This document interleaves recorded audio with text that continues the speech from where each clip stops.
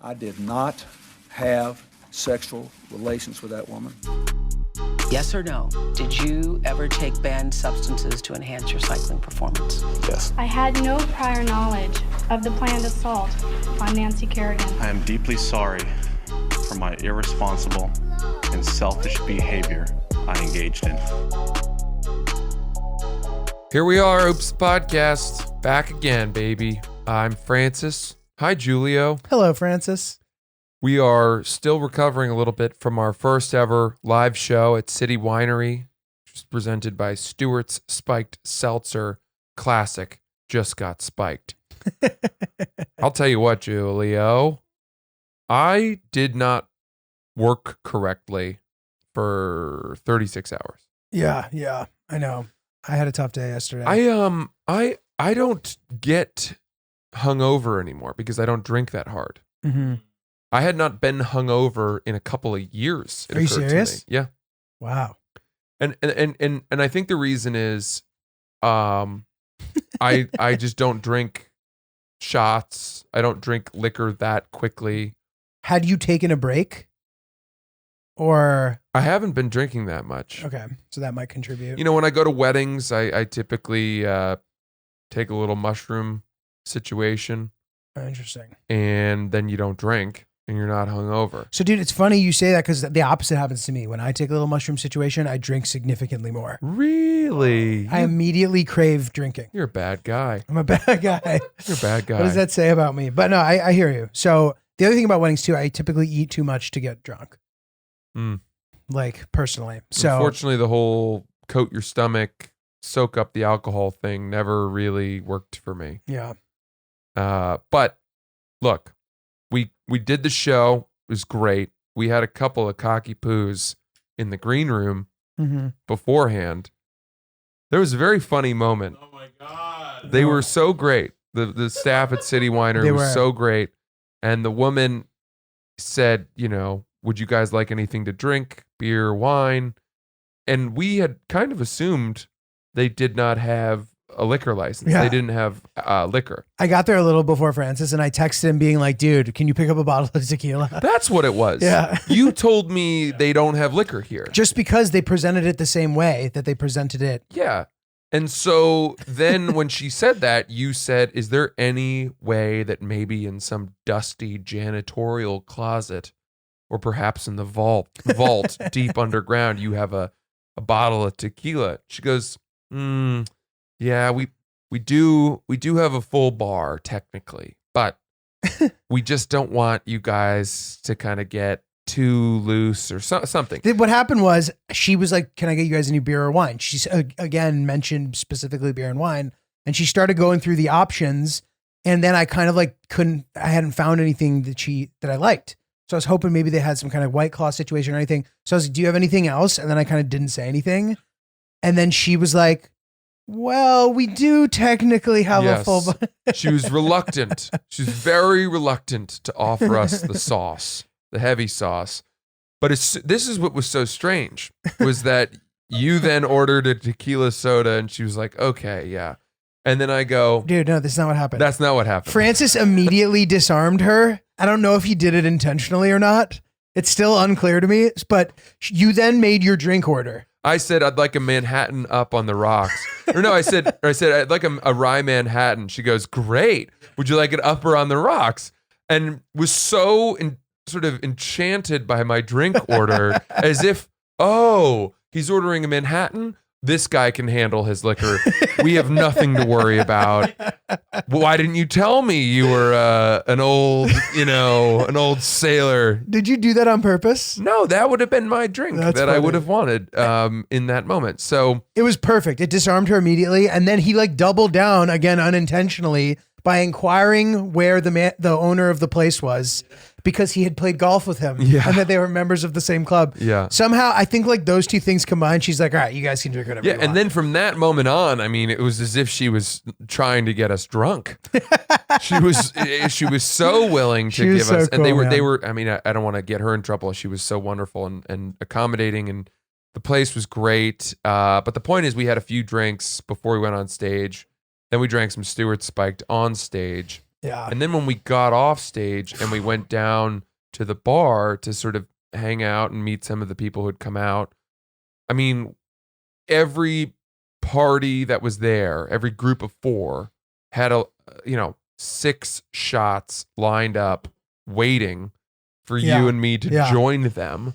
And it was like running a gauntlet. I know. And the problem was that I agreed to the very first group at the front of the bar. You beat me down there, I believe, right? Or no? No, you were already Maybe- down I there. was already down there? Yeah. Okay. So I agreed to the first. They were like, they handed me the, I get to the front of the bar, the beginning, and this group hands me a shot. And they're like, do a shot with us. We've been waiting for you. And I was like, okay.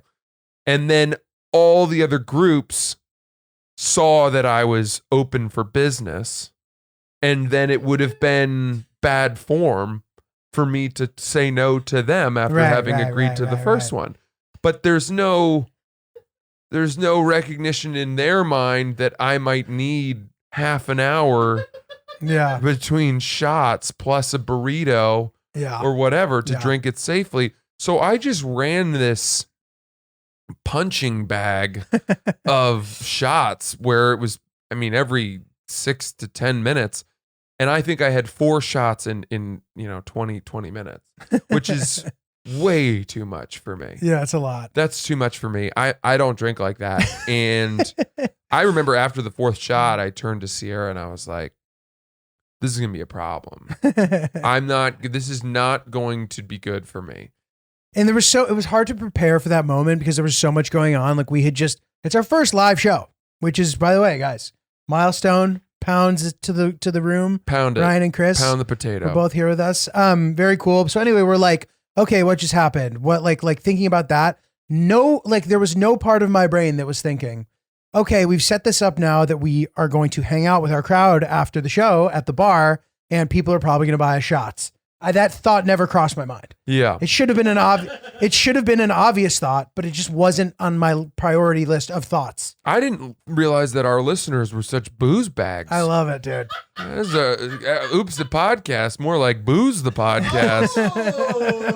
You guys didn't see that coming. Very good. So we got a little swept up in our own glory, I think, and I just thought I was invincible and paid the piper the next day. One last thing, when they finally shut down the bar, we left. You guys went back to your place, and then Chris and your buddy, your roommate, you guys were walking to take the subway home. And I was like, oh, I'll walk with you. And you go, are you sure? And I was like, yeah, what do you mean? I'm going to take the subway too. And you were like, really? And I was like, yeah, what do you mean, really? And you were like, you're just more of an Uber guy. And I was like, are you class shaming? Are you transportation class shaming me? No. Every time we've gone out to drink, you just take an Uber home. So I was just surprised that you were taking the I think subway. a lot of that is typically, Dumbo, there's one subway. Yeah. And it's late at night. It's just usually not that convenient. But It also can fuck you late at night because sometimes it just skips your stop at night. yeah, I was so bundled from these shots that I knew I needed to walk it off, get some fresh air. I didn't want to get in an Uber because I felt like I was going to get car sick or, throw up in his cup holders, whatever it was. And I'd rather mix it up. Sometimes when you're really drunk in New York City, riding the subway can be an experience. Yeah. Yeah, it's true. And I took the subway home, and it was one of those things. It was one of those rare nights where, even at 11:30, you typically expect. I had to make two transfers, or we walked all the way to the A. I got on the A, and then I waited for the F at West 4th. And usually at that time of night, you can face a 17, 18-minute wait for the train. Yeah. But I got on the A or the C or whatever, it arrived within 2 minutes of me getting on the platform. Then I got off at West 4th, walked downstairs to the F, and that came within 3 minutes. Which Chris calls, what do you the call it? subway jackpot. The jackpot. Yeah, that's nice. There's in Harry Potter, they drink liquid luck, the potion. Ryan, are you a Harry Potter fan? How dare you? None of you are Harry Potter fans. Are I'm you? a Harry Potter I fan. mean, I've seen it, but I'm You remember not Liquid like a- Luck? No.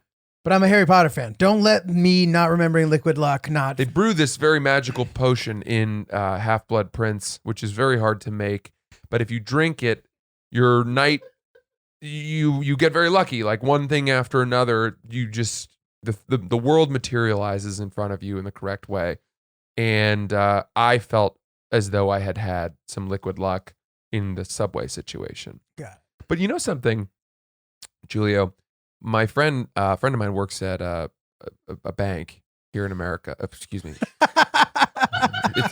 Are you serious, dude? It's Bank of America. That's a bank why here in America. That's why I said that. Bank of America, as you might have guessed. A bank here in New York is. I didn't want to say the name, and then I just said the name. He works at Bank of America, and they just issued. I mean, this is public. This was in the New York Post. They issued I guess, some sort of memorandum to their employees saying to dress down as they come into work, and really dress down because crime has risen so much in New York City that these, well-to-do bankers who are coming in wearing business casual attire and nice watches are more likely to get robbed on the way to and from work.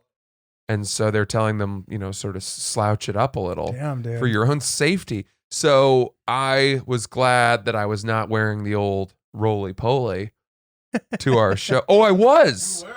So I tugged my sleeves over the watch as I took the subway home, which I don't know if that sounds really douchey, but you got to be careful out there. You got to be careful, man. Yeah. The watch, there's a time to tone down the watch. One of them is if you're going for your first interview. You can't wear a nicer watch than the guy who's interviewing That's you. true. That's like interviewing for jobs 101. Mm-hmm. And then, dude, if you're roaming those streets, man, you got to put away the old fucking, the Batman. You got to put the bat signal away. Put the bat signal Quiet away. the bat signal. Harvey Dent has it under control. These are peace times. Dude, I got to say, so I sit next to Francis. It's actually funny. You guys can probably tell this, but we sit next to each other, sort of the way where like you're on a plane. You ever sit next to somebody on a plane and like you think they're hot, but you don't actually see the front of their face for the entire flight. So you sit next to somebody hot for 7 hours and you just think they're hot. And then you realize it's a lie the second they turn. Oh, That's not where I'm going with that's this. too bad. I'm doing the opposite. I've noticed that you're sort of, your peripheral, My side profile is not as flattering as my front I think profile. you have a very good side profile. And part of the reason is because I've noticed that your kind of like back teeth are very white. They're whiter than the average person's back teeth. Is that so? And I wasn't sure if you've been using the old Quipski. Oh yeah, I use the Quipski. I use the Quip. I wasn't sure if you were using the old Mikey Quipstein. I wonder if they'll hear this. Quip toothbrushes.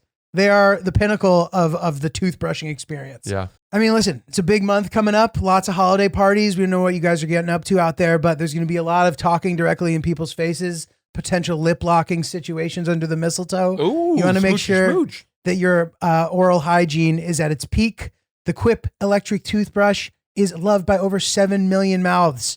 It has time sonic vibrations with 30-second pulses to guide a dentist recommended 2-minute clean. I know that's what I struggle with. Yeah. I typically will be in and out 20 to 30 You seconds. cut corners. You got to hit that 2 minutes. If you're counting it in your head, it's not going to be the actual 2 minutes. It's really helpful. Nobody can count 2 minutes correctly in their head.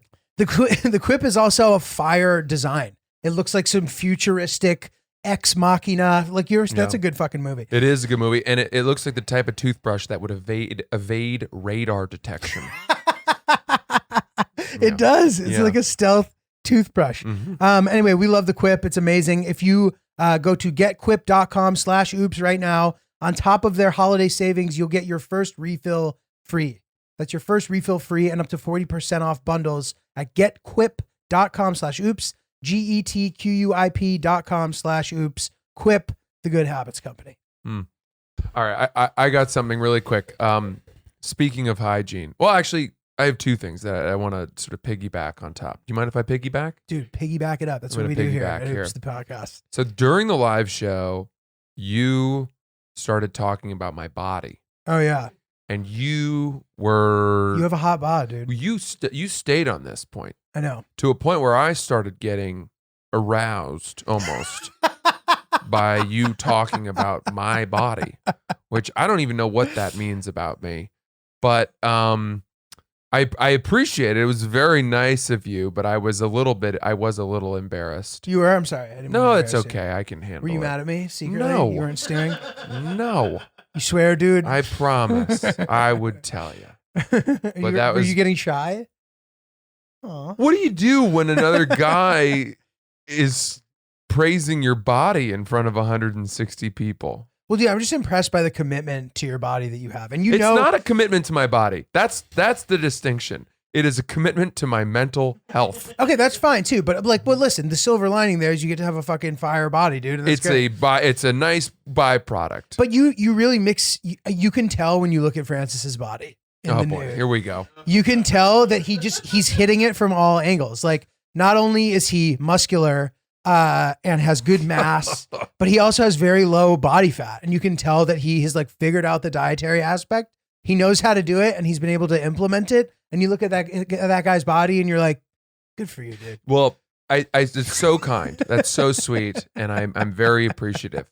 Having said that, Julio, I have been toying with the idea of a major body transformation for my wedding. Wow. Because people really look at a wedding as a moment to either lose a ton of weight or get in shape or do something dramatic. It's a real goal that a lot of people work for, men and women. I've seen brides drop so much weight. I mean, really dramatic. Totally. Sort of changes in the way they look. One of the great motivators. I guess it is, because you get married once theoretically, and you're paying a photographer thousands of dollars. You want to look your best. I get it. 100%. All of that. So what I think I want to do is that I'm toying with the idea of becoming cartoonishly jacked. I'm talking like WWE John Cena in a suit. Do you ever see John Cena in a suit? It's just like he just looks ridiculous. He looks like a plastic grocery bag filled with soup cans. Dude, I just picture the tailor measuring every muscle on your body because like how impossible it's going to be to fit you for this. I want my suit to rip at the tricep. That's what I want. I want people to be like, why would he possibly have thought he could wear a suit around those bulging horseshoe triceps? So you had said at one point that one time you really committed yourself to like getting big, and you were like working out with a trainer and eating. Yeah, but I didn't take any real supplements or anything. I didn't do creatine. So I didn't even do protein. I was just eating that's crazy. more. So would you need to? Sorry. You gotta do. Would you have to stop drinking? Do you think? No. I think you gotta eat a preposterous amount of food. Yeah. Chicken constantly. Yeah. White rice constantly, and you need to I think probably take like creatine and all that shit. And lifting 5 days a week, you think? Yeah, but you could probably do it 4 days a week, 3 or 4 days a week, and you do your like bulking phase, and then you would cut towards the end. And what's the time like for that? Like, how long do you bulk for? I don't exactly know. I've never done phases or anything like that, but my guess would be that I would probably bulk until about like a month before the wedding, and then the last month would just be like a lot of cardio, and then like high rep, lower weight stuff. Got it. Dude, I remember, it's funny, Stop drinking water. How do you even get fitted for a suit at that point? Yeah, you're ruining your tailor's day. You have to go to like a very specific tailor at that point. Yeah. So, But dude, one of the weirdest things that I ever did, and like it was just a complete fail, swing and a miss on my part. But at the beginning of the pandemic, that guy Nick Simmons, the comedian? I think vaguely. Who Hillary calls him the protein lord. Which anyway, he was like remotely training me, and like I just ended up like getting fat. I like don't know how that ended up happening. But like I must have just like not been eating right or whatever. I must have been eating too much or whatever was happening. But like every week I would like have to send him a shirtless picture, and it was like one of the weirdest things I've ever had to do. Yeah, I still have the like folder in my phone, and like every time I see it, I'm like, God, that was fucking weird. That's a strange system of checks and balance of accountability. It was just the only way to do it. All right, send me your weekly nude. Yeah, dude, it was fucking weird.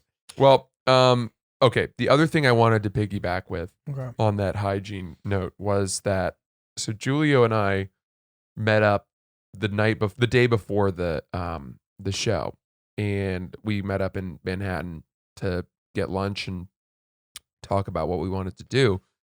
And he said, "Yeah, I'm almost home. You know, do you need anything?"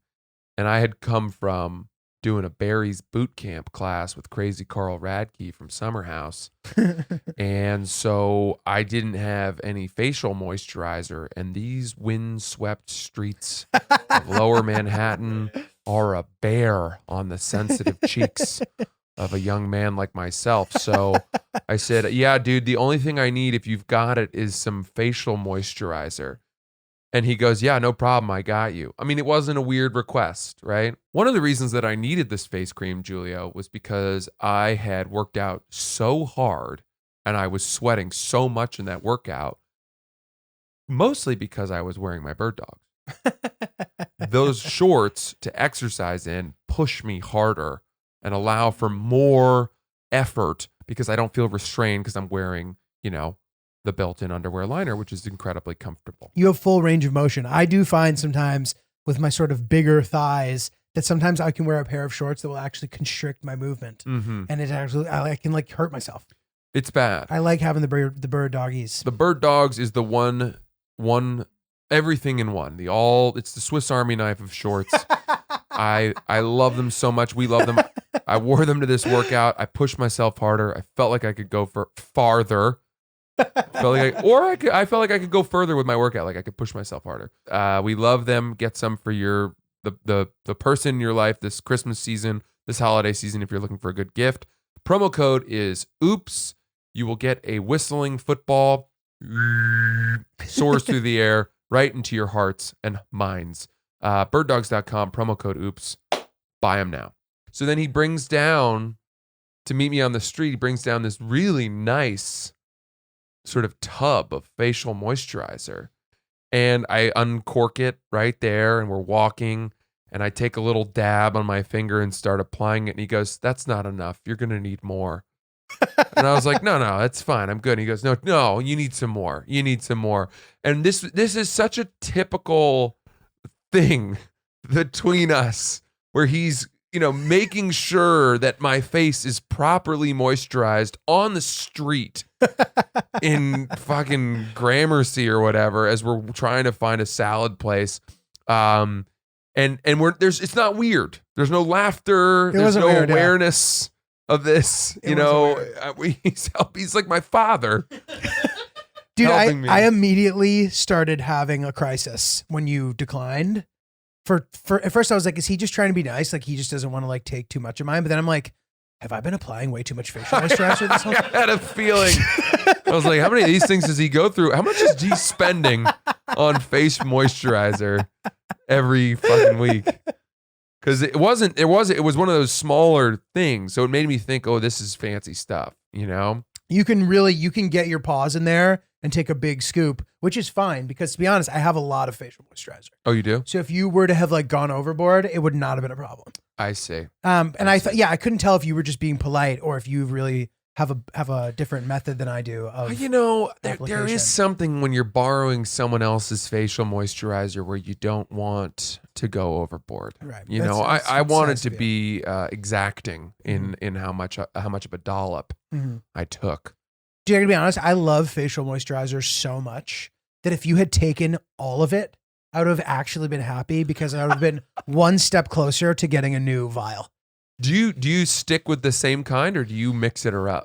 You go get different kinds. Okay, so I have my favorites that I will use more often, and I'll typically mix it with a little cheap SPF just to make sure that I'm keeping the skin young.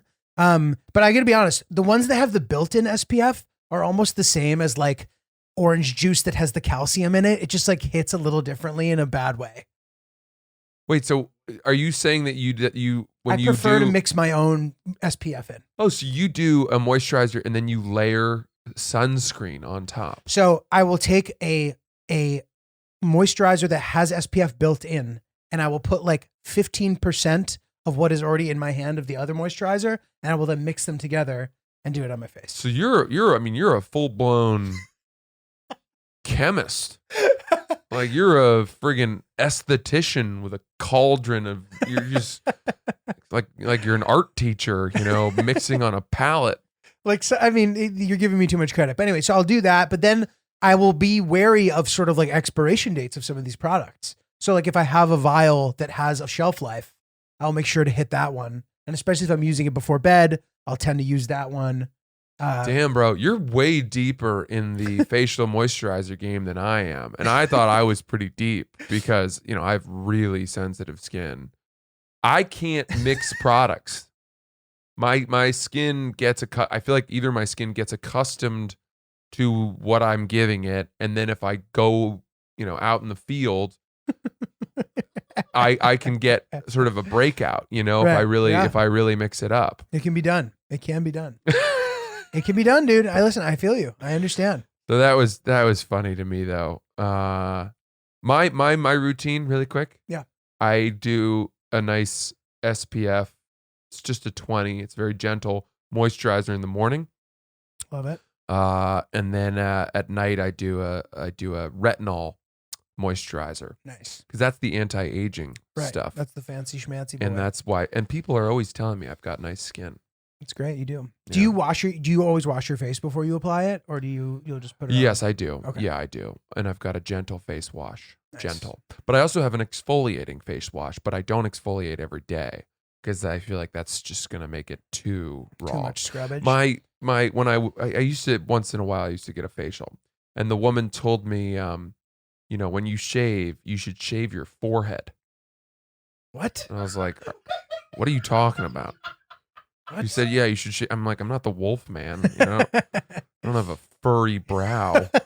She goes, no, you should shave your forehead because shaving is the best way to exfoliate your skin. Wow. And she goes, this is why men age better than women. And I was like, whoa. Lady, take it easy. You can say that. I can't. Your words, but not she mine. said because men shave, every couple of Interesting. days, and they're constantly exfoliating their face, and it's really good for them. Which is why you're basically taking out a tiny outer layer of That's crazy. skin every single time you do that. You're getting rid of a lot of dead skin cells. And she said, make sure you should do your sort of temples and your forehead, just not all the time, but every once in a while. Crazy. Sometimes I remember to do that, but boy, it feels weird to shave your forehead. It feels real weird, like shaving a basketball. I don't know. There's nothing here, It is What are we weird. doing? Dude, I gotta say, I gotta be better about doing my night routine. The reason why I don't is because I hate washing my face with my shirt on because you just get water on your shirt.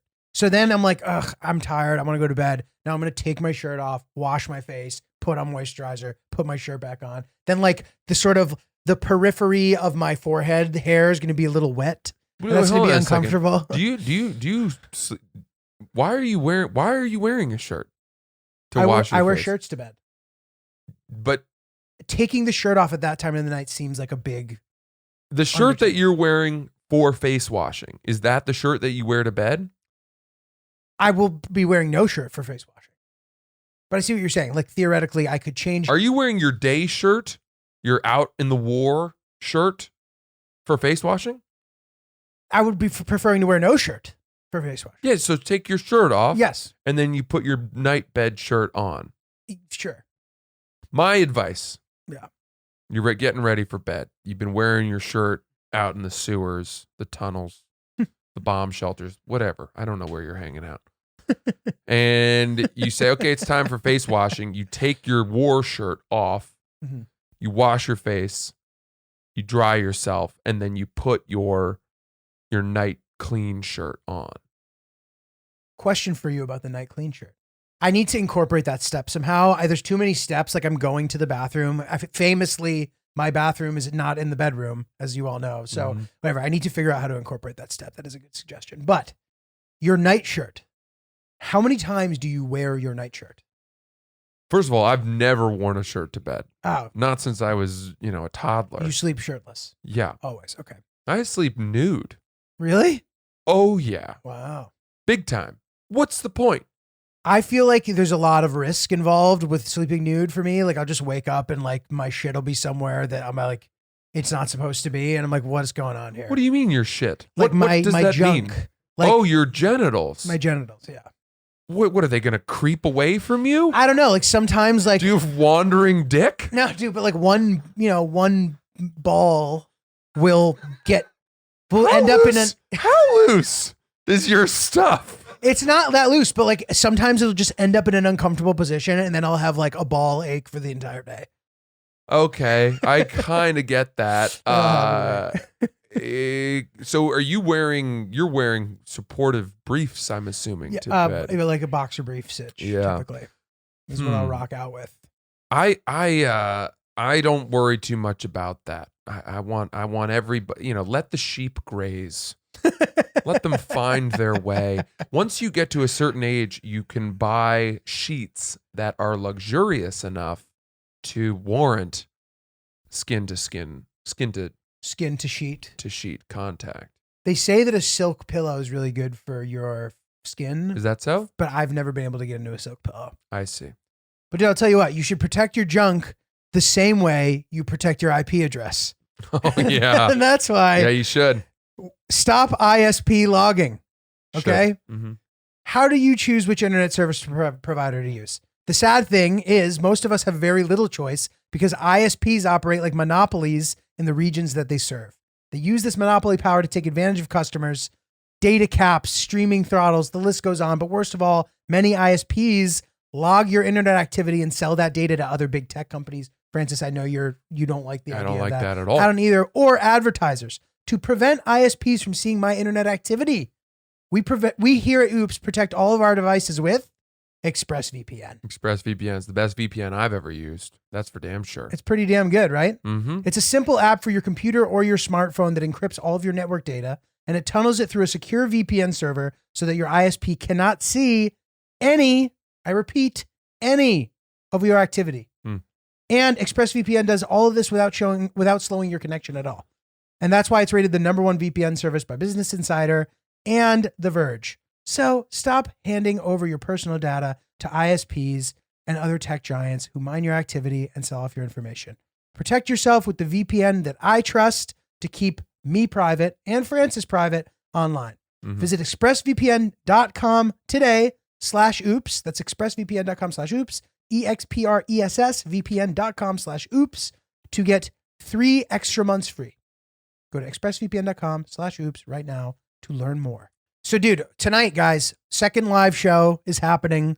We're so fucking excited. I know what I'm going to be doing when I come out on stage, dude. As the great Chappelle once said, I'm going to come out and I'm going to be sizzling. Yeah.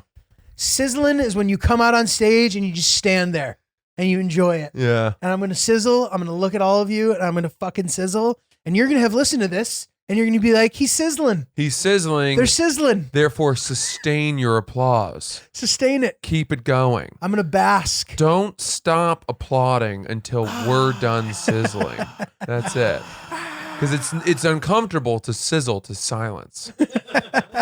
Then you look like you're angry.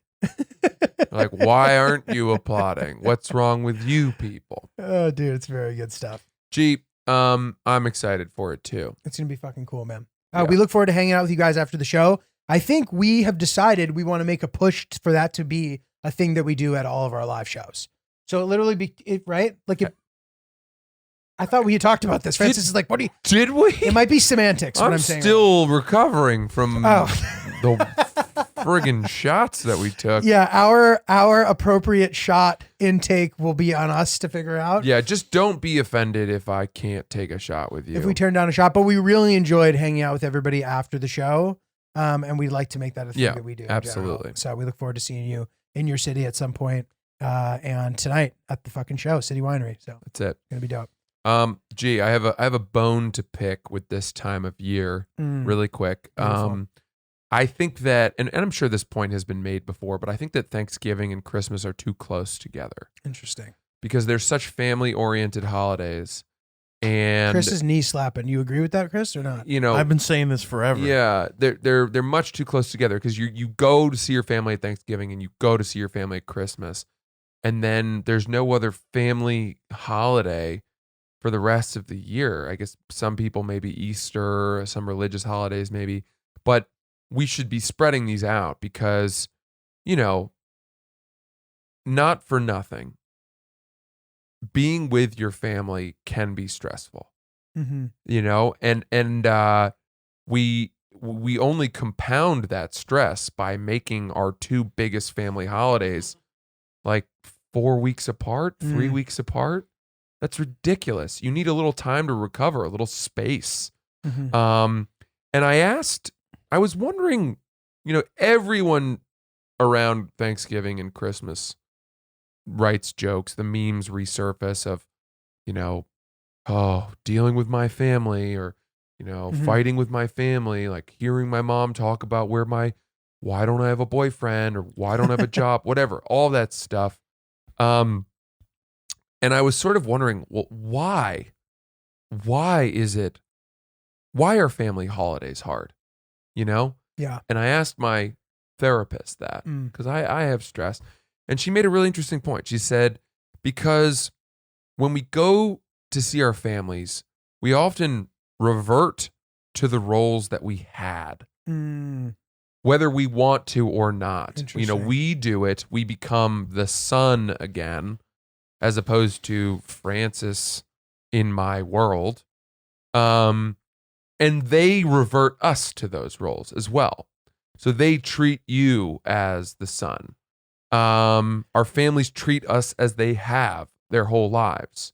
So whatever respect you may have gained in your life as part of, you know, living with Hillary, or what you do for your work, whatever roles you've defined and that you're accustomed to in your world 90% of the time, you go home and all of a sudden, you know, you've got to do your own laundry, or you've got to help clean, and or they just, the respect you may have gathered from comedy club bookers or colleagues or whatever is gone. Yeah. And you are just a son at home again, as you were when you were a teenager, Right. as you were when you were a young boy, all of that.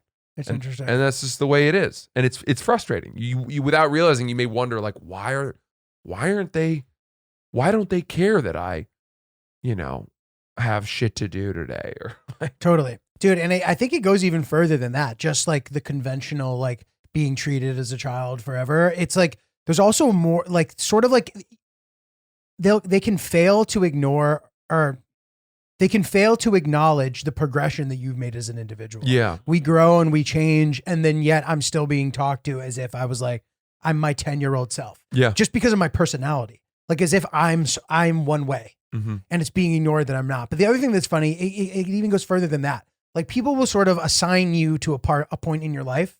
So say there's a point in my life when I was fucking living at somebody else's house for free, and I was like freeloading, right? Like, which is what had happened to me in the past. People will sort of like talk to me like that, like in my family, it doesn't matter, somebody.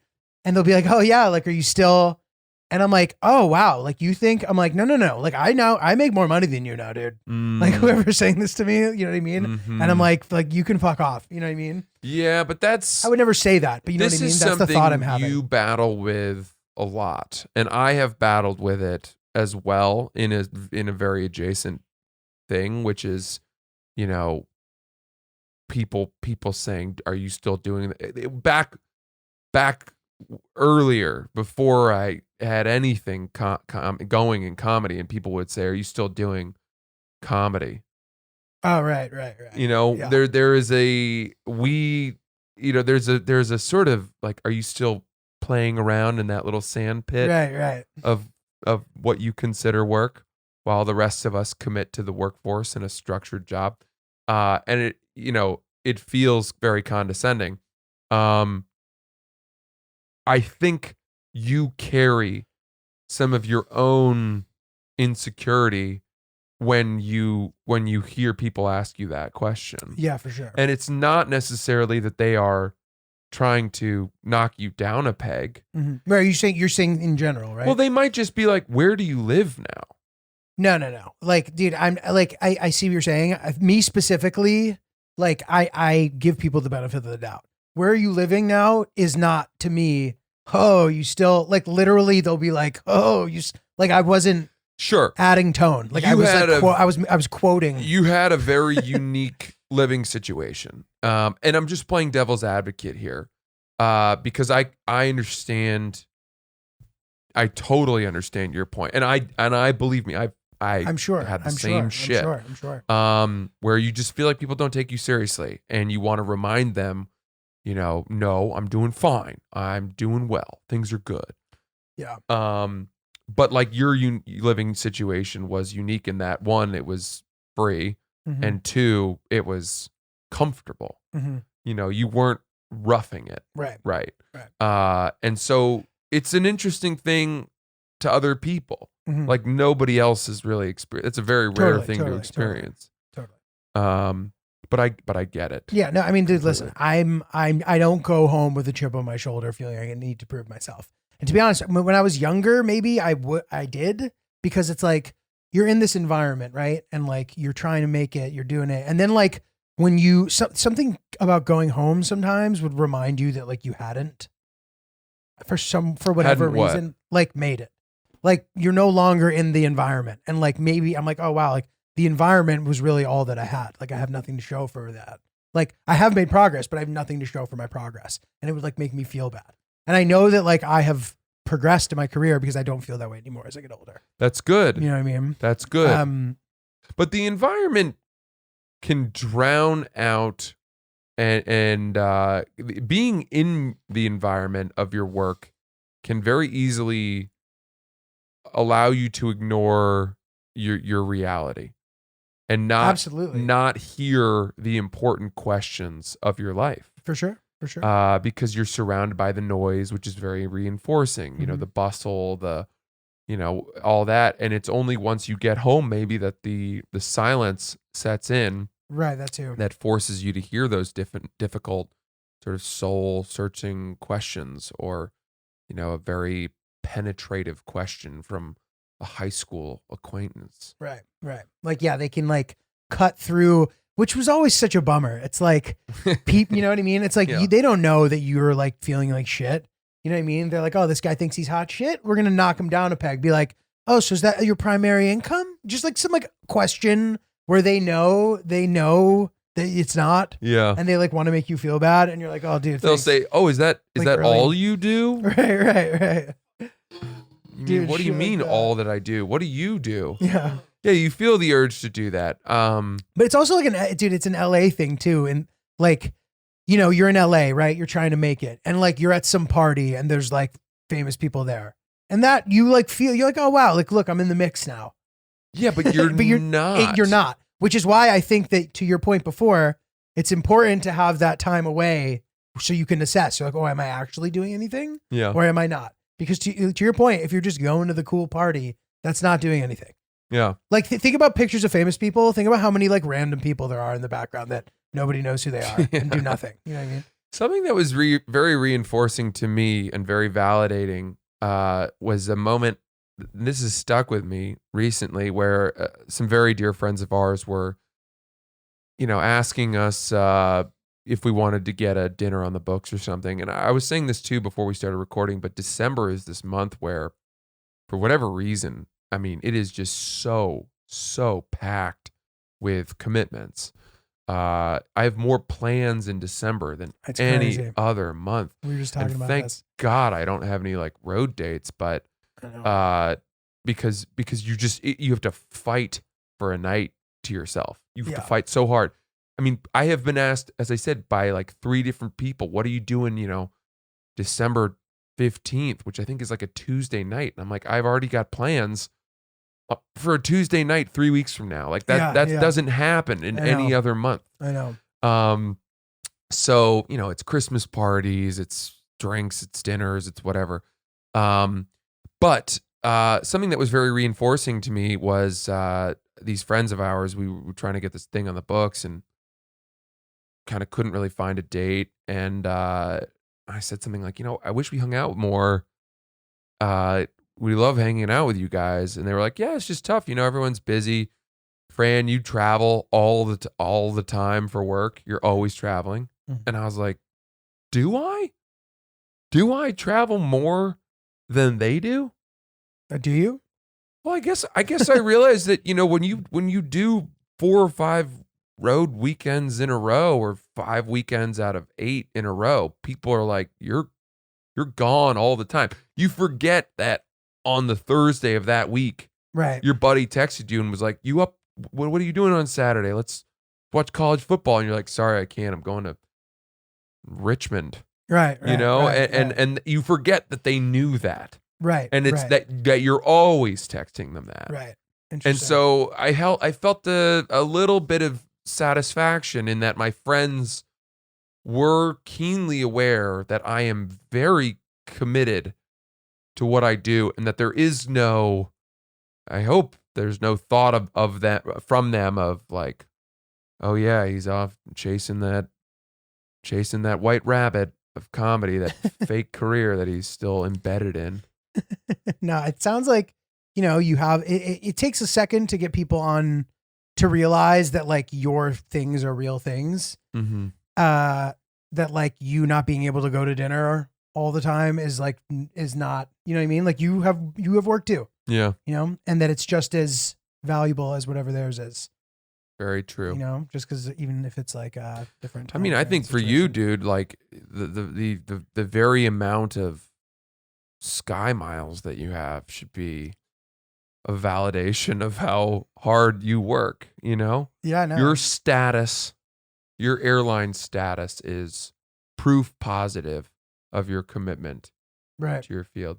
Agreed, man. Agreed. You bring something up because Well, I've just been throwing all kinds of This shit is at good you. stuff. So real quick, we are gonna have some T-shirts available on Thursday.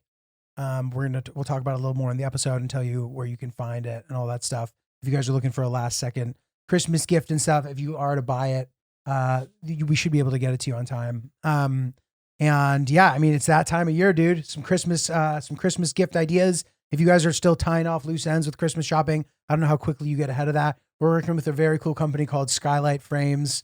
And if you're looking for perfect gifts for your loved ones, this is a really cool digital frame situation. We have ours set up, and it's awesome because it cycles through photographs and sort of your photo bank, and you just see photos that you haven't seen in a long time displayed, and you're like, oh yeah. They're only up for a few seconds, and it's nice to have that sort of trip down memory lane, featured on your top of your piano or coffee table or whatever. It's very cool, and it's funny. I think the first thought that a lot of people have are like, oh well, I don't know if boomers are going to be able to wrap their head around using this, because like that's maybe a person that this could be a good gift for, and that's actually not true. It's a super easy product to use.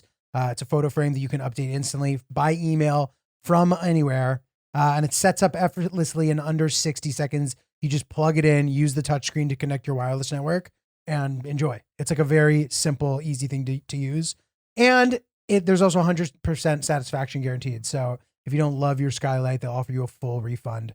And yeah, so now as a special offer, you can get $10 off your purchase of a skylight frame when you go to skylightframe.com and enter code OOPS. To get $10 off your purchase of a skylight frame, just go to skylightframe.com and enter code OOPS. That's SKYLIGHTFRAME.com, promo code OOPS. Nice. Get in there. Dude, you guys just got a Christmas tree. We did. So I want to talk about this because we were laughing about an email that we got about Christmas trees as well. I want to hear about your Christmas tree process, and we'll unpack this a little. It's the first Christmas tree that I've gotten in a few years, and it makes me regret the years that I did not get a Christmas tree. To me, and sorry to anyone who doesn't celebrate Christmas, or this is not to try to leave you out or anything, but there is no more cozy atmosphere inducing thing than a lit Christmas tree. Yeah, it's nice. There's, I mean, I guess maybe a roaring fireplace, but you're not going to have that in New York typically. So, having a Christmas tree with its lights on, because you can turn the rest of the lights off in the apartment and that be the only light source. and it just shimmers. Yeah. It's beautiful. It's a beautiful thing. Christmas really has good branding, dude. Oh, they've You know what I mean? they crush it. Yeah. The music. I mean, I can only imagine how frustrating it must be when this time of year comes around every year for people who don't celebrate Christmas, because it's so in the face. Yeah. It's so in the face. It's so overt and incessant, and every year it's the same. Every year it comes back. You got to be wondering, like, man, is this ever going to peter out? Are they ever going to tone it down? No, not in America. Doesn't look like it. No. Dude, it's just funny you say that, because after I spoke to you on the phone and you told me that you had just gotten a Christmas tree, and I realized I hadn't even thought of that. I wasn't planning to get one. You got to get one, and you got to get it now, Julio. Okay, so just hear me out. So I said to Hillary, I go, are we going to get a Christmas tree? She goes, what? I'm Jewish. It's like, okay, fucking Ebenezer Scrooge over here. But I realized what she meant by, like, I realized that I don't think she cares about having a Christmas tree, but I think she's afraid of my, like, ceremonially Christian identity, like, completely putting out her like Jewish identity. Well, yeah, I get that, but I think your question is probably coming more from a standpoint of, is it okay for us to bring a tree into our apartment? I think she wouldn't. I think she'd be fine with it. It's not so much like a denominational, cultural sensitive question.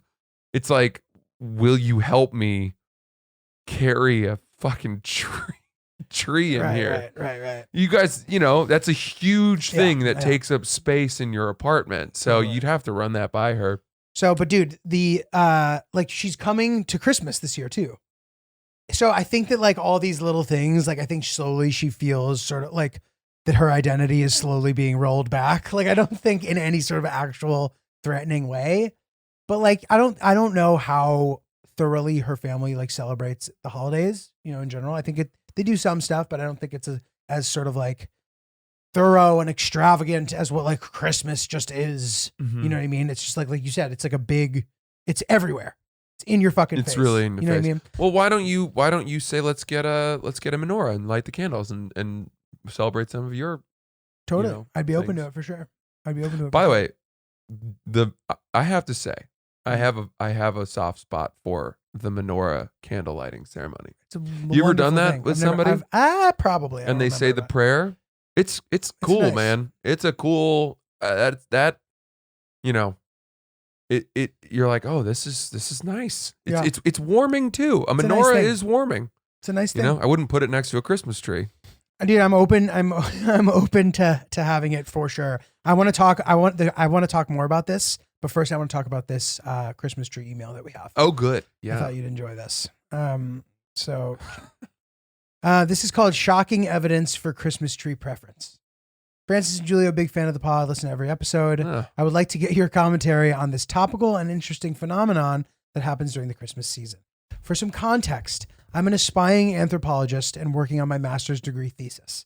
In my search for possible topics, I can't help but wonder why someone chooses to purchase a real tree versus a fake one. This comes up a lot. Yeah. On the surface, the answer could be simply deduced to return on investment.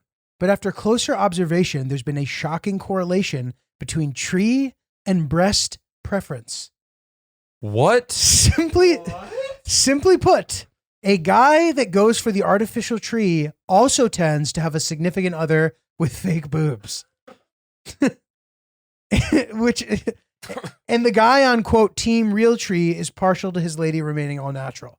To further psychoanalyze the two cohorts and draw some confidence in my theory, let's take a further look at what boobs and trees have in common. Fake trees enjoy the benefits of a perfectly shaped tree, consistently lacking maintenance or worry. With the blessing of their significant other, they get to go to the store and pick the size, look, and aura the tree will provide. Year after year, he gets exactly the same look and feel. Certainly a convincing decision minus the hefty upfront cost. In contrast, a natural tree guy is dissuaded by perfection but finds true value in finding a beautiful tree in the wild that can be dressed up to bolster its highlights. He values imperfections that are unique and created by real nature, not something perfected in a lab. Now, I don't want to bore you with more evidence and give away too much on this monumental discovery, but this doesn't stop at just boobs and trees. This spills over into other preferences like used cars versus new cars. Anyway, looking forward to hearing your take on the matter. Maybe I'll throw you a bone by featuring your thoughts in my award-winning thesis. Hope to hear soon.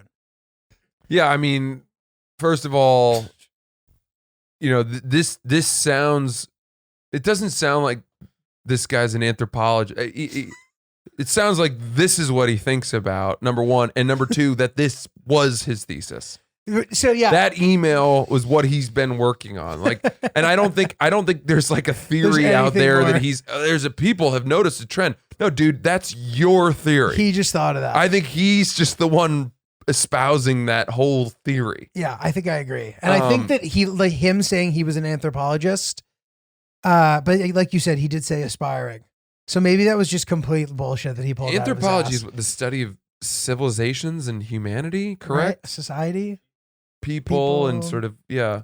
Yeah. It's kind of pretty broad, I think, but it's cool. I do dig anthropology. So my only question is, I was expecting there to be some kind of study there, and apparently there isn't. And Yeah. you just have to think that That's The just a amount of- funny thing he said. the amount of people who buy fake trees, there's no way most of them have partners with fake boobs. There's just no fucking way. Yeah, you think about you could try to make this work. I feel like where are the places in the country that people tend to buy fake trees more than other places? My guess would be Florida.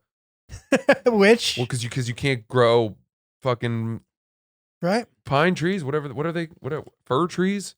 Also happens What to be are the types of what are there's different Christmas ones. trees? They're evergreens. Evergreens. Okay, yeah, you don't grow those in Florida, right? So, and Florida is where I know there to be the most fake boobs.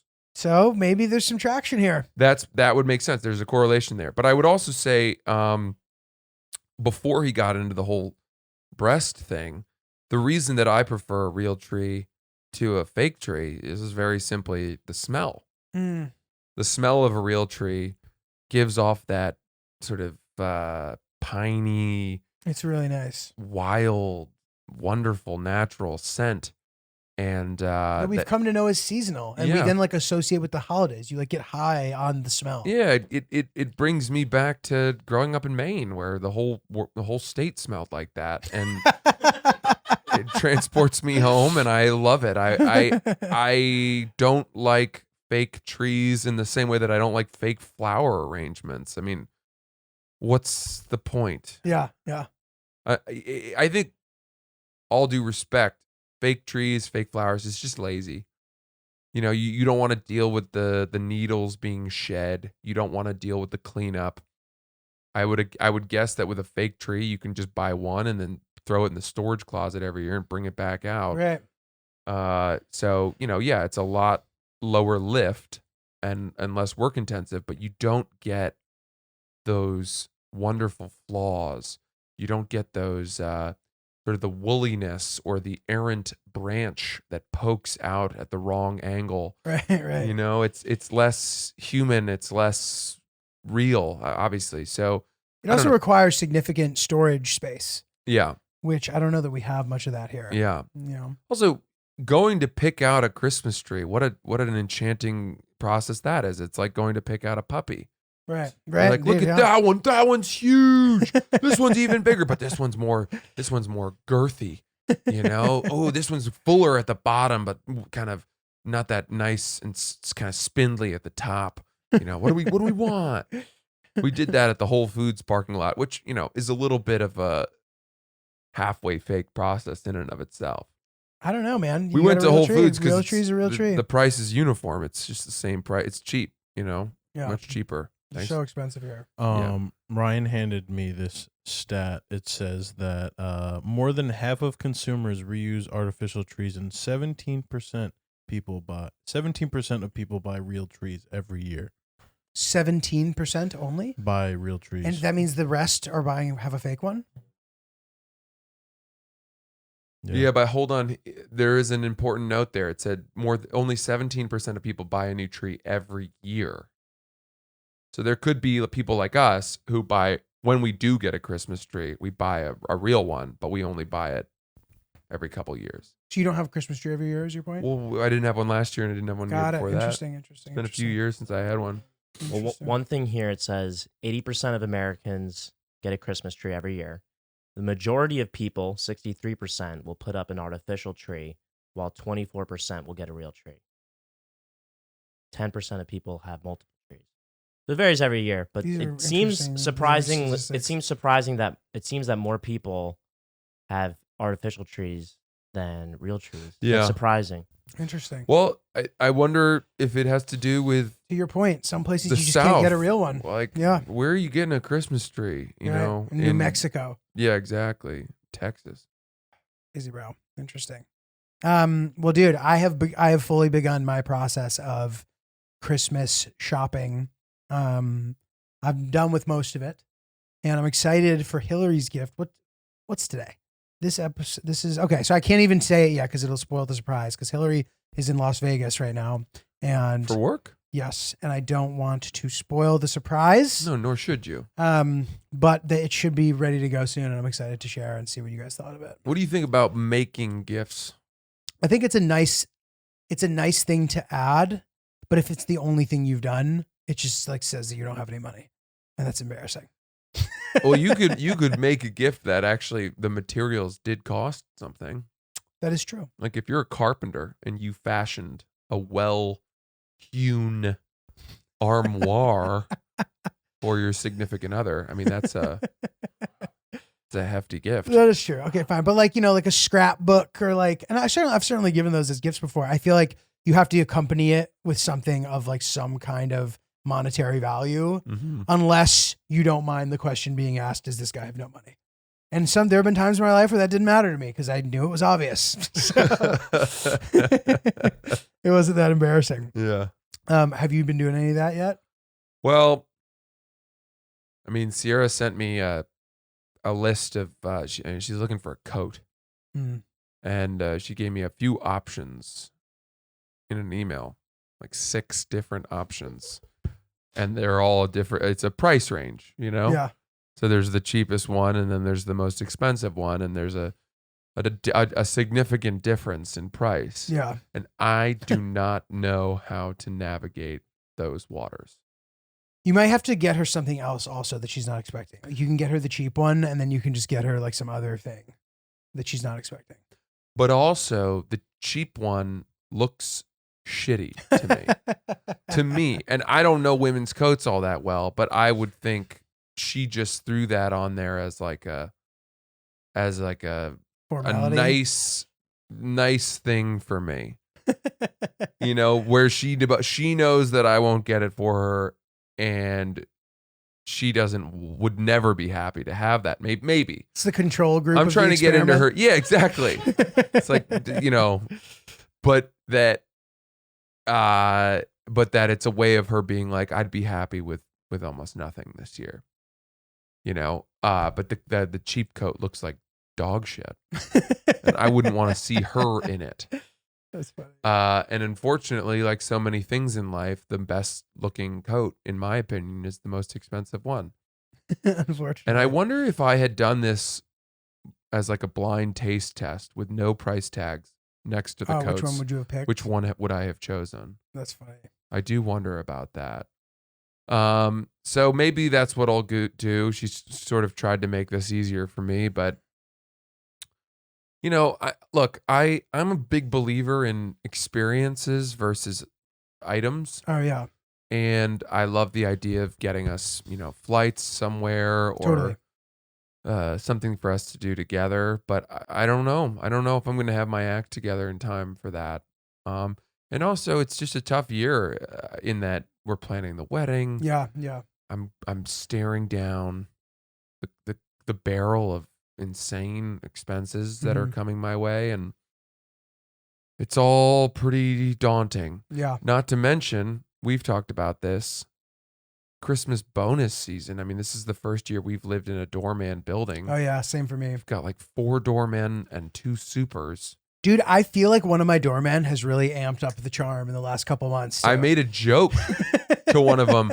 We pulled up in front of the building with a big load of Whole Foods groceries and the Christmas tree, and he hop, skipped, and jumped right out, opened the door. Let me get that for you. You know, he brought the little trolley.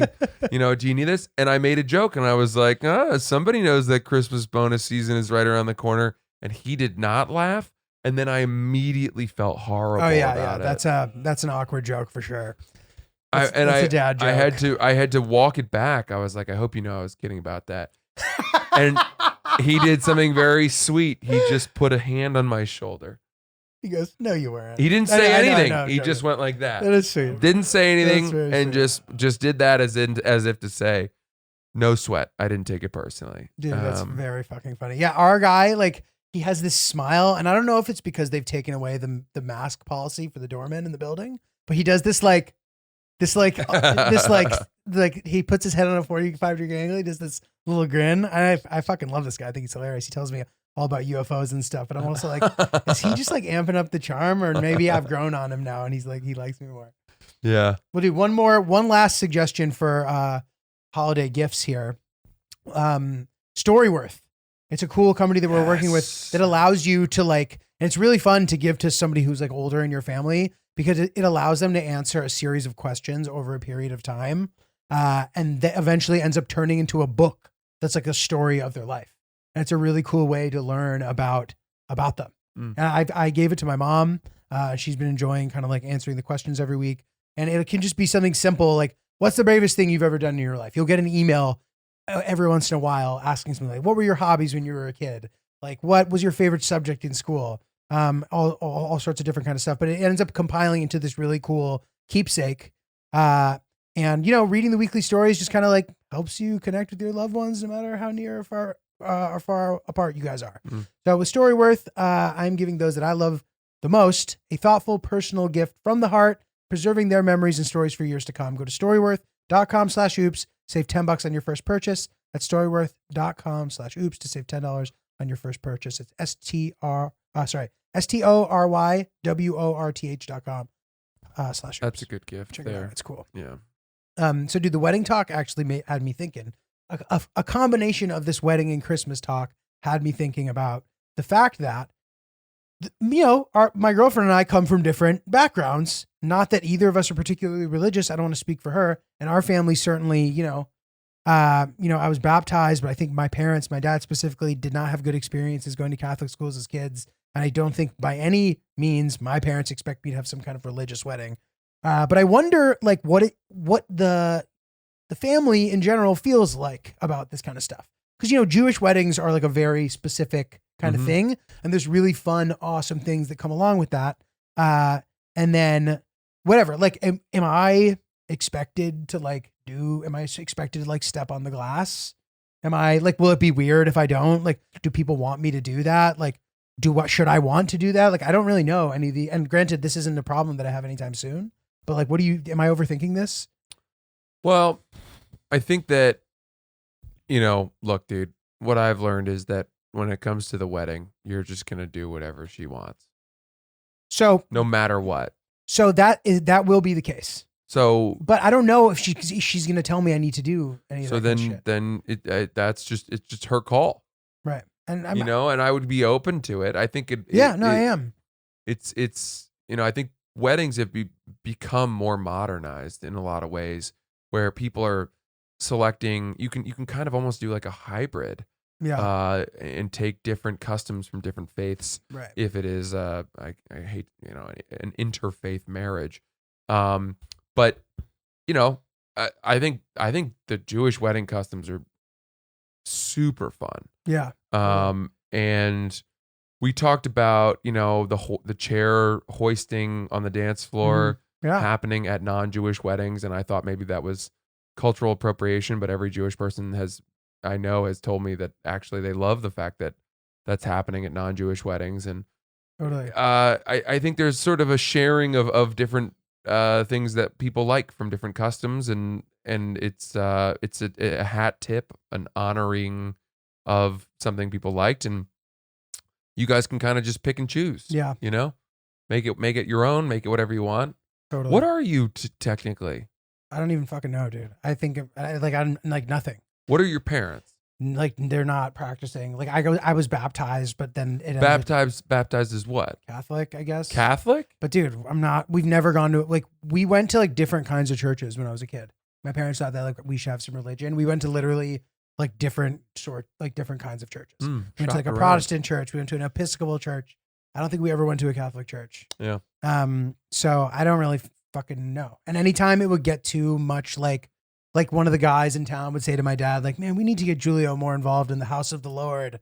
They would be like, okay, that's too much. Really? And then we would like stop going type of thing. Huh.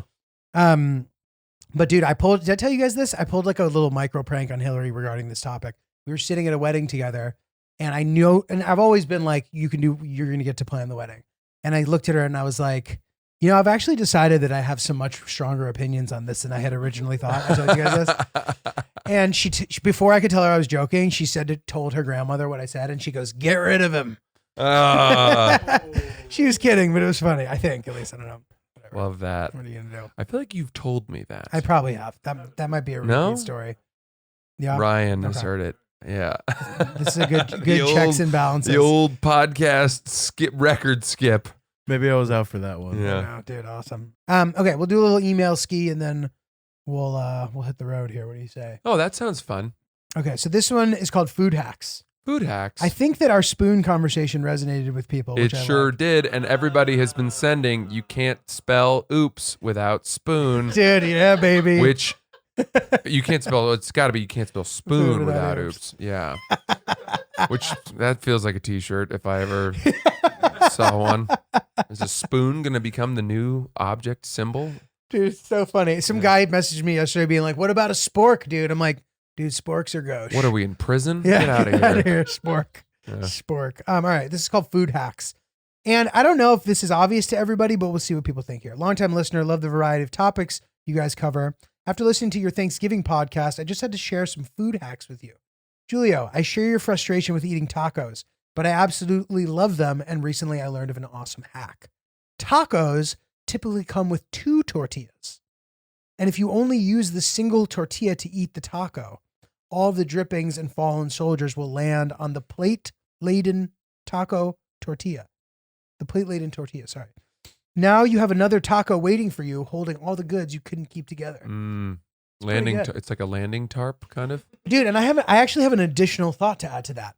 It is like a landing tarp. But what if you peel off the outer taco and you just slide it back a couple inches and then use the end of that taco as sort of like a taco, like you said, landing or catching area for the stuff that would be pushed out when you bite? And was that the actual intention? Well, isn't that what he's saying? No, he's saying that you actually take it off and you leave it on the bottom. So when you take that bite and inevitably food shoots out of the back, it will then land on the bottom tortilla. And what are you saying? I'm saying you take the outer tortilla and just slide it back a little bit. So now you pinch it from behind with that extra tortilla. There's nothing in it now, but by the time you get halfway through the taco, I see what you're it saying. will fill up with You make taco. it a longer tube. Yes, the extendo. Yeah, but how much can you rely on the sort of detritus falling in the correct direction? Because Detritus.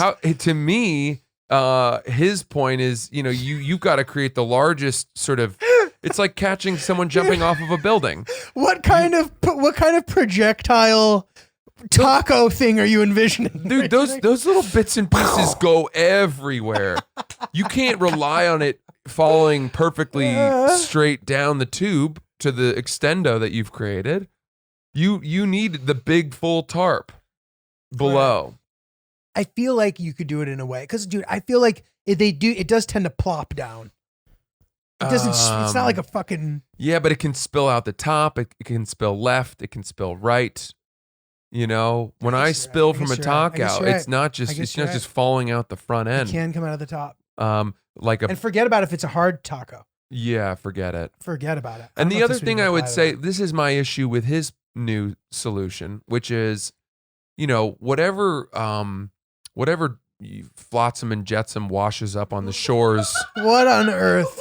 Whatever flotsam and jetsam washes up on the shores of the waiting taco bed is not going to be enough meat, cheese, beans, guacamole to justify the balance needed for a tasty taco, a second taco. That's going to be a mostly shell, mostly breaded thing taco. It's going to taste like cornbread. Yeah, that's little such a pico on bread top. heavy taco. Yeah. You'd be like, why did we run out of beans and meat? What happened here? Interesting. So I don't even think I'd want to eat that.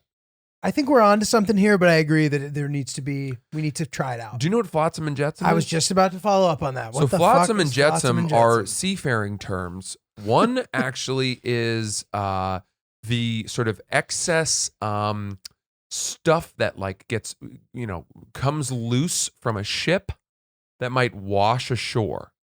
So like, let's say you had and by the way, Ryan, look this up. One is that, and then the other is just, I think, general debris that could wash ashore, whether it's like driftwood or trash or any of Or that. decomposing whale. Yeah. And they do mean slightly different things, but you rarely hear one without the other.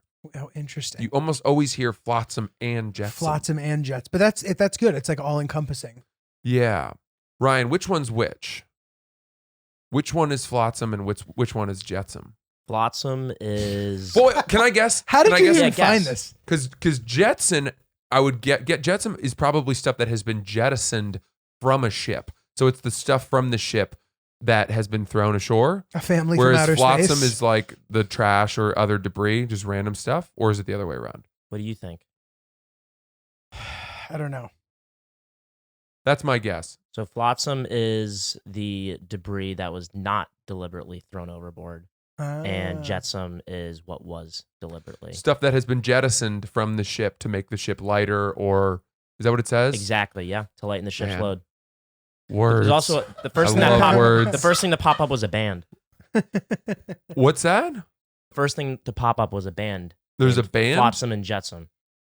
Wow. Hardcore dudes over here. I would have thought they would have chosen one or the other. Dude, the Jetsons is the first thing I thought. Yeah. It's Jetsam. Jetsam. Jetsam, I think. Yeah.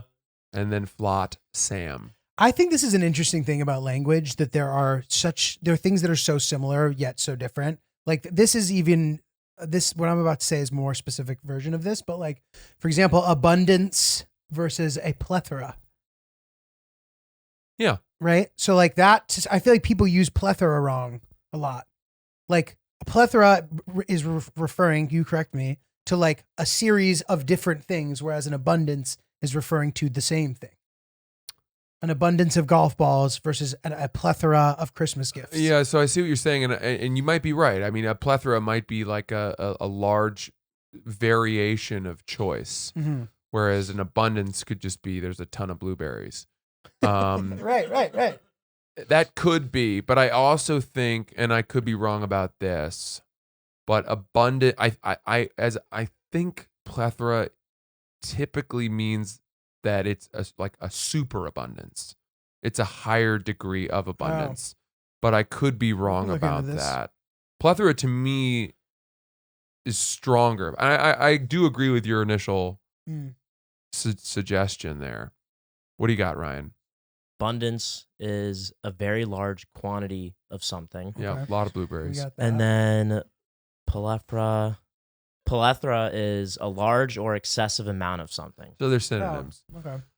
They're synonyms. Are we sure? Can we double check on that they're synonyms? I'm not trying. I to think that be- if I'm you just looked curious. under synonyms It was of my understanding abundance, that you they were would see not. plethora and vice Interesting. versa, would be my guess. Okay, well, another one of these, and this is funny because Hillary said this to me. She goes, "Do you actually know the difference between those two?" And I did, and I said yes, but I don't think she believed me that I knew. Synonyms. Synonyms? Okay, Yeah. got it. Glad we put that one to rest. Fewer or less? Similar situation. Yeah. This is one that gets confused all the times, and it was actually a New York Times crossword clue yesterday. Interesting. Fewer, doesn't fewer It- denote a quantity, a numerical Yes. Some- amount, right. and less can be degree. Yeah, like less can't be counted. Yeah. So you'd be like, there was less grain, Yeah. but there were fewer people, Yeah.